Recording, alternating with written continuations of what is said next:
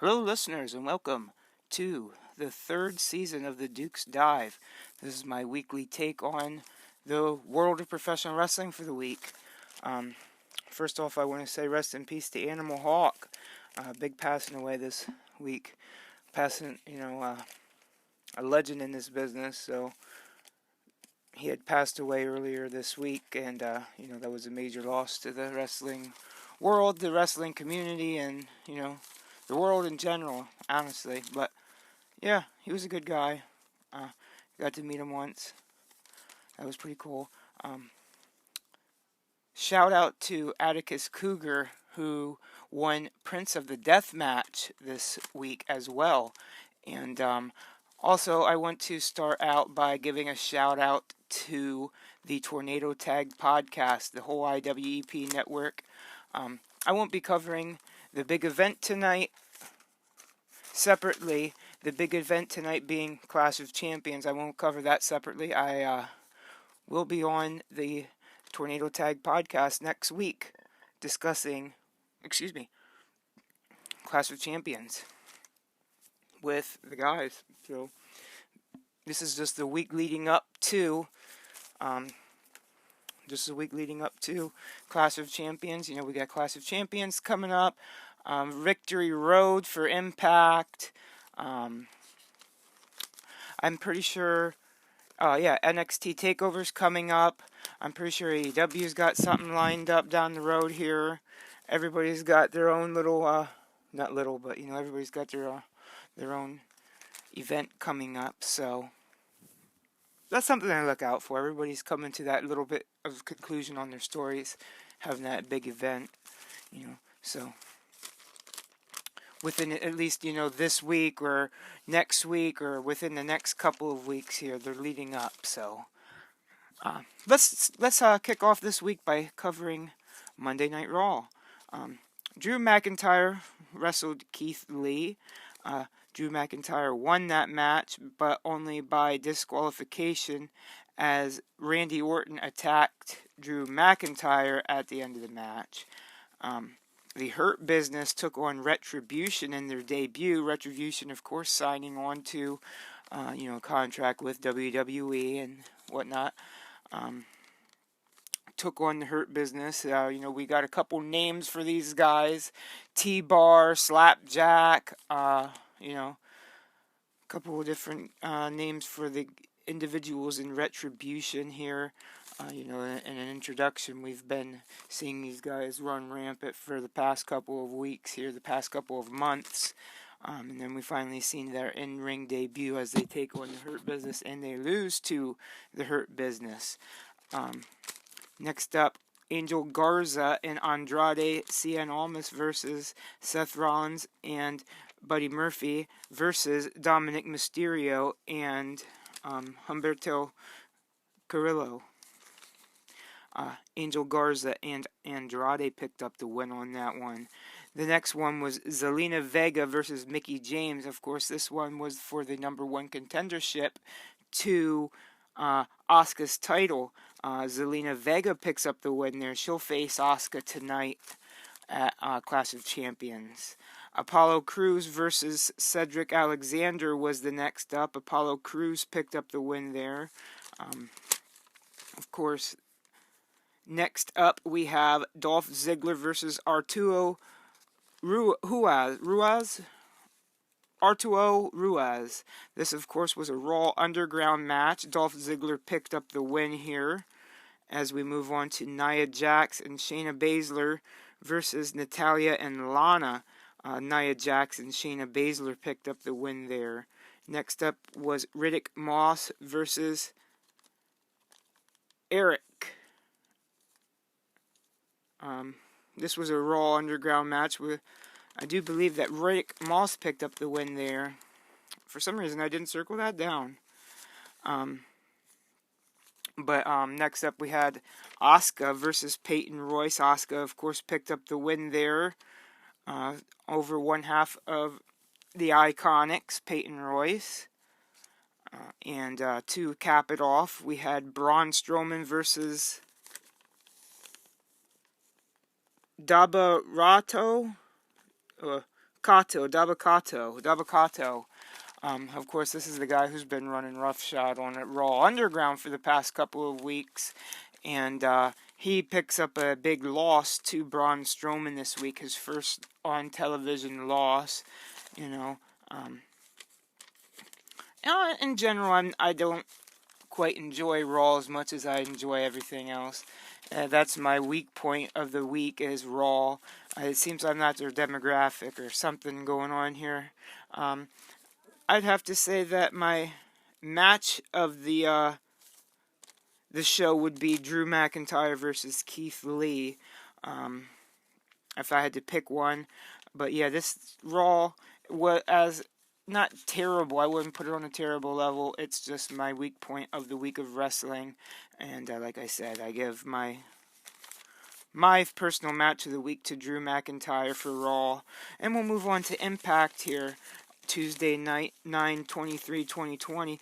It opened up with Chris Bay versus Trey Miguel versus TJP in a triple threat match. Very good match here. This was a great way to kick off Impact. Of course, Trey Miguel picks up the win there. And of course, Rohit Raju, the Impact X Division champion, had it set up to where he would then face the winner of this match in a number one contenders match immediately following the match. So it was Trey Miguel versus Rohit Raju. Rohit Raju rolled with a sunset roll up, and with a little assistance with the tights, picked up the win over Trey Miguel.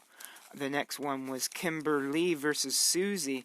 It was Kimberly came out with Deonna Purrazzo, and Susie, of course, had Kylie Ray. Susie picked up the win there, and we see shades of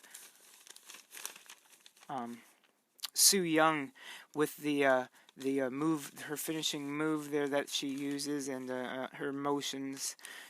Much like I'll be talking about an individual on Friday night's SmackDown, which is Alexa Bliss. Very you can go ahead and draw comparisons to the two stories being told here. Of course, Impact's been having Susie on for quite some time now, doing the whole Su Yung transformation, and her transformation from Su Yung into Susie, and then now, of course, it's being teased as, her transition back into Su Yung. But, yes, she picks up the win there. Next up, we had Cody Deaner come out for a match. Of course, Eric Young laid waste to him. Took him to the ring, beat up on him, and then Cousin Jake came out, and Eric Young took it to Cousin Jake and Eric Young. He calls out Eddie Edwards and Rich Swann and Tom DeMorris, and he just lays waste to these guys, Cousin Jake and Cody Deaner, in the ring here until Tom DeMorris comes out, and he puts a little stank on it, and he puts his hands, Eric Young puts his hands on Tom DeMorris, and, he's roughing him up. Of course, Eddie Edwards comes out to make the save there, kind of chases Eric back into the back, and then in the next segment we find out that October 3rd, Victory Road, we're going to see a main event match versus... it's going to be Eddie Edwards versus Eric Young for the Impact Heavyweight Championship. And then, of course, whoever wins that is going to then go on and face Rich Swann at Bound for Glory. The next match here was Rob Van Dam versus Sami Callihan, and of course, if RVD wins the match, Katie Forbes gets 5 minutes in the ring with Sami Callihan, and RVD did pick up the win there with a little possum playing by Sami there a couple times at the end, so he could plot a plan to get his hands on Katie Forbes, which he did, and oh my god, just the nastiest pile driver ever to her. Looked like it broke her neck, looked like it killed her. a hell of a pile driver to Katie Forbes after the match there in the 5 minute span. So, taking the loss to then go ahead and further his plans to add insult to injury. He might have lost, but he got your girl in a pile driver type thing. Of course, up next was Tennille Dashwood versus Jordynne Grace. Tennille Dashwood in her debut picked up a win over the impressive Jordynne Grace. She's had an incredible 2019-2020 and one hell of a debut there for Tennille with her signature move there, the something picture drop shot, something. Her signature was Taste of Tennille. I forget the name of her finisher. Pretty nasty looking little finisher. I liked it. Impact, I think, for their money, they got the best women's division right now, I gotta say. So, with that being said, I think I enjoy Impact's women division the most. But I still give the match of the night to RVD versus Sally Callahan. Oh God, RVD versus Sami Callihan. But yeah, to me, for my money, I got Impact having the women's division on television right now. I might add in Ring of Honor here very soon, but I think for my money, Impact's got the women's division on lock. We'll run into Wednesday night here. We'll talk about AEW Dynamite first. And we will kick it off with Kip Sabian and the best man Miro versus Joey Janela and Sonny Kiss. Kip and Miro pick up the win there. Next match is Hangman Page versus Evil Uno. Hangman Page picked up an impressive win over and a very showing Evil Uno. Next up was Orange Cassidy versus Brody Lee for the TNT title, and Brody picked up the win on that one. Next up, Matt Hardy come out and addressed being attacked last week. He said he's seen a masked guy hit him with some kind of a lead pipe or a bat, and then, what a coinky dink, here comes Chris Jericho with, the neckerchief and the baseball bat, and then Jericho comes out. After, Matt says that he was his prime suspect, Matt with Private Party and, not Private Party, Isaiah Cassidy and, anyways, this whole kerfuffle leads to Isaiah Cassidy versus Chris Jericho next week. Can't wait to see that one. Next up, we had FTR versus SCU in a 20-minute Brush with Greatness match. Is going to be next week. The Best Friends interact with FTR, and Best Friends, they challenge FTR for tonight, but SCU says they're too banged up. They were going to have a 20-minute match with Greatness, Brush with Greatness match, but they said, oh, you're just too banged up. We couldn't do that to you after your match with the Lucha Brothers and the parking lot brawl you guys had. The next match up here was Hikaru Shida versus Thunder Rosa. Hikaru Shida and Thunder Rosa versus Ivelisse and Diamante. Hikaru Shida and Thunder Rosa pick up the win there in what was a very good tag team match, but was noted as the best tag team women's match ever. Was supposed to be. Jim Ross kept. He kept alluding to it that this was going to be the best tag team match that AEW's ever seen, and it was pretty good. I don't know about the best, but next up was Eddie Kingston versus Jon Moxley. Jon Moxley picks up the win here over Eddie, but the Lucha Brothers attack him. The big kerfuffle between him and the individual he had picked in Darby. I forget the other guy's name. Excuse me. He was just introduced last week at the end of the show, and Brian Cage come out. It was the Lucha Brothers and they just laid waste to John Darby and the other guy there to end the show. This probably my match of the year so far. I loved everything about it, especially the two guys, Eddie and John. I think that's my main reason for liking it so much. It was coming down to a lot of it, and just seeing that on television and seeing that, under primetime television, Eddie Kingston versus John Moxley for the heavyweight championship. To me, that so far my best match of the year. That's my match of the year candidate right there. That's shot up through all the other wrestling I've seen so far. So if something else comes along, or my mind changes, I'll let you know. But so far, that's got my match of the year written all over it. Next up is NXT from the 23rd. We opened it with the number one contender Battle Royale, which of course Candice LeRae did pick up the win on. Next up we had Tommaso Ciampa versus Jake Atlas. Tommaso picked up the win there.